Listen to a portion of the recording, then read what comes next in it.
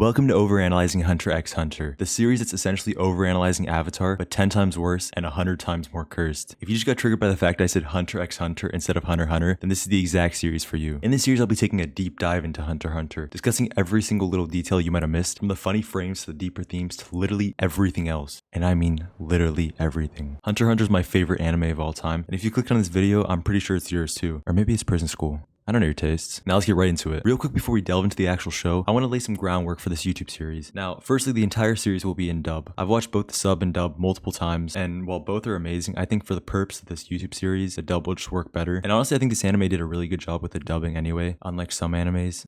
Demon Slayer. Secondly, in the series, I'll be focusing more on the 2011 version of Hunter x Hunter. I might reference the 1999 version from time to time, but I think I'll primarily stick with the 2011 version for this series, just because it has a more acceptable quality for the current age of YouTube. Alright, with all the boring stuff out of the way, let's get right into it.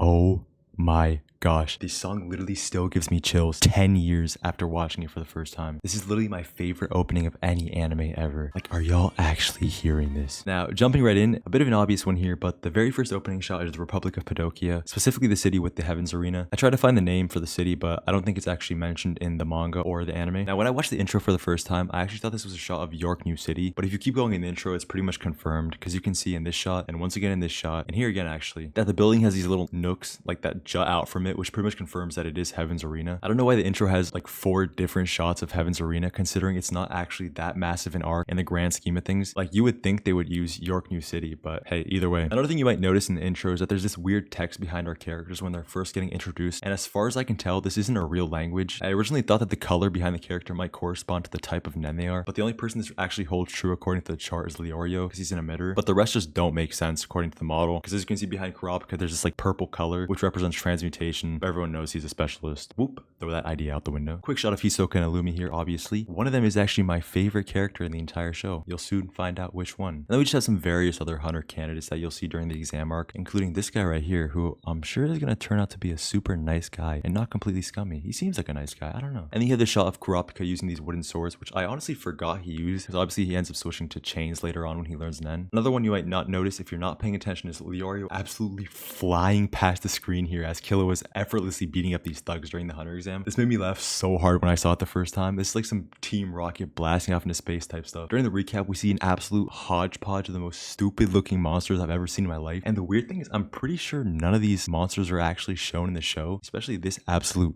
dimwit that looks straight out of the Dark Crystal. You guys know that movie that used to scare kids back in the day? Yeah, I'm kids. This movie literally traumatized me when I was like 7. Vast riches, hidden treasures. Now in the shot, you can see a ton of the top hunters. From the right, we have Moral, Satots, Blinky, Netero. Wait, is that Lippo? Who invited this guy? Then we have Kai, Buhara, Mechi, and lastly, wait, who the fuck is this Patrick Star head guy? Is that supposed to be Knuckle? Wait, why is his head so deformed?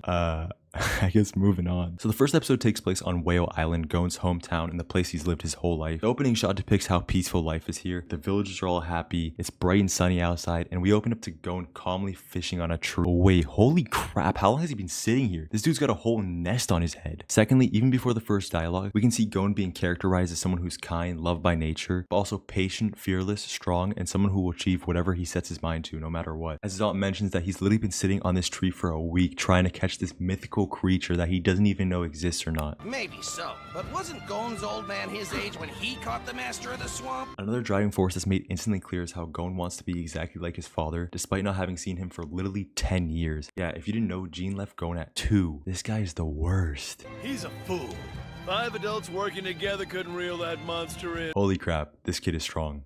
See, this shows that people will only ever show you attention if you're actually up. These are the same villagers who we just saw hating on him 2 seconds ago. I love this scene. Literally all the other villagers are sitting there cheering for Gon at how great an achievement he just did, and yet the only person who looks sad is his own aunt. She's the only one who knows how big of a responsibility being a hunter is and how dangerous it can be, not only just in the exam but after that as well. Another thing I love is how we can see all the other villagers applauding him, and yet the only person whose admiration he really cares about is his aunt, and yet his aunt is the only person who isn't able to give him that admiration. Hold up a second. Jean rides motorcycles?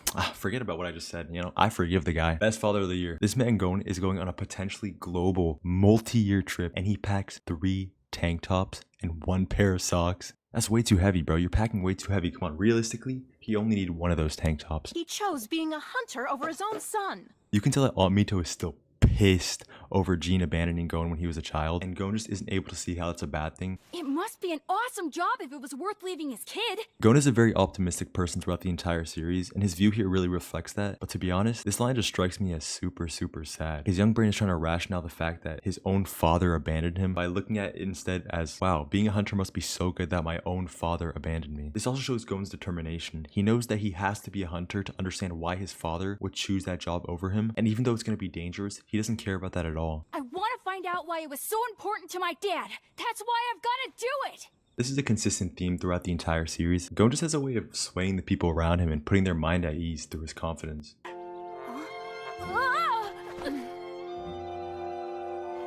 Gon. Man, Aunt Mito really is a good person. Another thing you might have noticed is that Whale Island pretty much has 0 young people. Like, I don't think a single child Gon's age was shown the entire time. I think this is really represented in the scene as we pan away from his house. It's literally alone on the top of a hill with nothing around it for miles. It shows how growing up, Gon likely didn't have a lot of friends, and that first relationship and friendship he formed with Killua is just so much stronger later on knowing this fact. Good luck, Gon is clearly loved by the people of this island. Like, I'm pretty sure every single person on this island came out to wish him goodbye. And as soon as I make that happen, I'll be back. I'll see you all again. The scene is super trippy. Like, it shows he's telling the people on the island that he's going to be the best hunter ever and whatever, like right as the ship is leaving. But as he's finishing his sentence, we pan over to the island and it's already like 10 kilometers away. So he's just been literally talking to the ocean or what? Millions of the world's most skilled applicants apply for the hunter exam. I love how there's literally like these straight thugs, pirates, criminals on this boat, and it just pans over and we see our first shot of Leorio just straight up reading hentai. Also, how does this guy get his hair like that? It's like straight sticking up. You even got nothing on this guy. You're never gonna make it as a sailor. Man, these guys just suck. Bullying is not cool, guys. I would know. I was a bully. Also, the captain literally heard this guy get his butt kicked and he still went and yelled at him. I feel bad for this guy. There's a really big one heading right for us. This is the first time we're introduced to Gon's insane sense of smell. The fact that he can literally smell a storm before the captain of a ship who's literally been captaining this ship since Jean was on it sensed it just shows how powerful his sense of smell is. We can't quit when the fun's just about to start. Yeah, this captain is insane.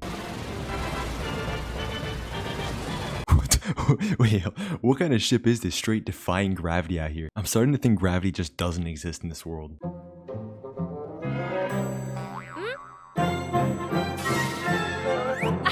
TV shows, if you're gonna do a commercial break in the middle of an episode, then this is how you have to do it. I always love these little cutaways to the characters when the commercial breaks used to be. Pathetic.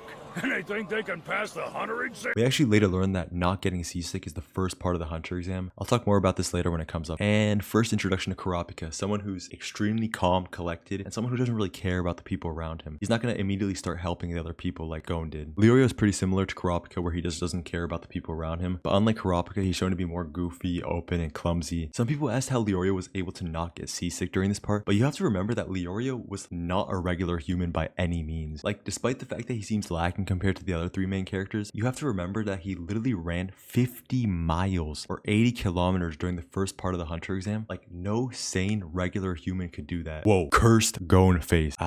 The gang's finally together. Kurapika on the left, Gon right in the middle, and Leorio to the right. Man, what a beautiful sight. You don't have to tell that old guy nothing.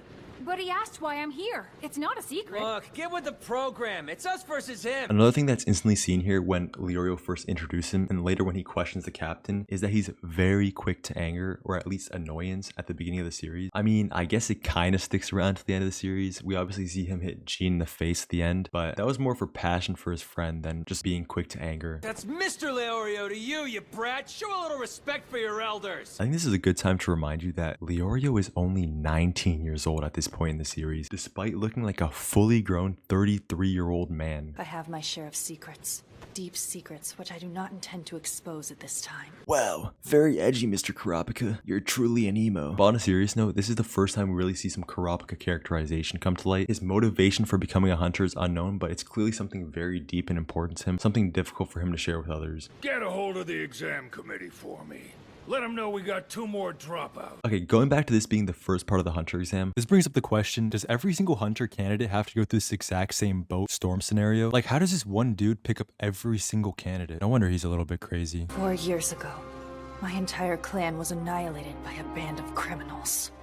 That is why I want to become a hunter. Whoa, this is powerful. Kurapika's whole clan was slain straight Itachi style, and that gave him a determination to annihilate the phantom troop that precedes even death. You don't really need to become a hunter just so you can settle an old score, do you? That is the stupidest question I have ever heard. For real, that's the stupidest question I've ever heard. There are places only hunters can go. Intel only they can access. This is also the first time we've heard of what a hunter can actually do. Like, up until this point, we don't really know what a hunter is or why so many people want to become it, but this is the first piece of information that really shows us that becoming a hunter is something that's extremely valuable. And finally, we learn Mr. Leorio's motivation for becoming a hunter. For the money. Money. It's literally just money. Of course, later on we learn that his motivation is actually the most complex out of all the 3 main characters, and although it appears to be the most selfish right now, is actually the most selfless. That was strike 3. Step outside. Small detail here, but considering the fact that Leorio says strike 3, that means that the concept of baseball at least exists in this world. I mean, I guess dodgeball also exists, but those are the only 2 sports that come to mind that were mentioned in the entire series. Correct me if I'm wrong. Time to finish off the filthy Kurta bloodline once and for all. This is like unnecessarily harsh. Like, honestly, I don't really like this moment because I don't feel like this is something that Leorio would say. Like, calling someone's dead family filthy just doesn't seem like something that Leorio would do. Like, don't get me wrong, Leorio can be mean at times, but he's not a straight up monster. Man, I mentioned earlier that Gon isn't a regular kid, but we can really see that now that he's on the boat. Like, not once did he act frightened or scared, despite the fact that he was literally facing like a 200-foot tall tsunami. We continue to see this later on in the series where people are literally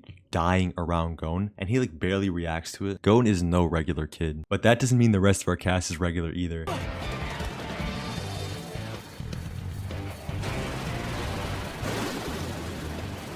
This ship is literally going down due to this insane typhoon that's happening all around them, and Kurapika and Leorio are completely focused on this fight in front of them. It takes a literal human flying past them for their focus to break enough to pull away from the fight. And yet, even though they both reach for him, they stop at the ledge, knowing that reaching any further would put them at risk. And yet, here comes Gon just flying right in, once again demonstrating just how fearless and what a good person he is. He's willing to risk his life for some random that he's just barely met. And I love how they both just start chewing out Gon like he's their son or something, even though they just met each other. It's just that they clearly still care for Gon, even if it's just a little bit at this point. But it's fine. You caught me.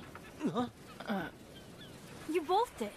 You both caught me together. And of course, once again, Gon looking at things from a completely different perspective than any normal sane human would. Pardon my rudeness, Mr. Leorio. I wasn't expecting that. Just forget it. You can drop the mister. Leorio's fine. Aww, Leorio. You're such a tsundere. Congratulations, you're all moving on.